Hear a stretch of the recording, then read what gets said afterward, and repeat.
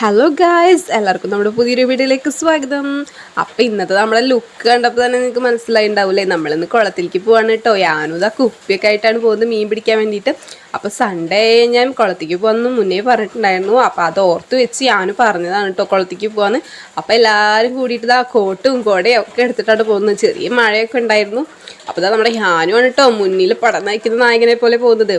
ഞങ്ങളുടെ അവിടുന്ന് കുറച്ച് ദൂരം കേട്ടോ പാടത്തേക്ക്. കുറേ ഇടവഴികളിലൂടെ പോയിട്ട് വേണം നമുക്ക് പാടത്തെത്താൻ.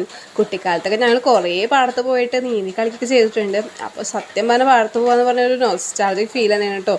അപ്പോൾ അത് ആ കാണുന്നതാണ് നമ്മുടെ പാടം. അപ്പോൾ ആ ചെറുതായിട്ട് മഴയൊക്കെ ഇങ്ങനെ പെയ്യുന്നുണ്ട്. പക്ഷെ നല്ല രസമുണ്ടായിരുന്നു കേട്ടോ. നല്ല മഴക്കാരൊക്കെ ഇങ്ങനെ മൂടി നിൽക്കുമ്പോൾ ചെറുതായിട്ട് ഇങ്ങനെ മഴ ചാറുമ്പോൾ നമ്മൾ പാടത്തിൽ കൂടെ ഇങ്ങനെ എന്താ പറയുക കോട്ടൊക്കെ ഇട്ടിട്ട് ഇങ്ങനെ നടക്കുമ്പോഴൊക്കെ നല്ലൊരു എന്താ പറയുക നമുക്ക് ഭയങ്കര ഒരു ഹാപ്പിനെസ്സാണ്. നമ്മളൊന്ന് കൂളാവും സത്യം പറഞ്ഞു കഴിഞ്ഞാൽ.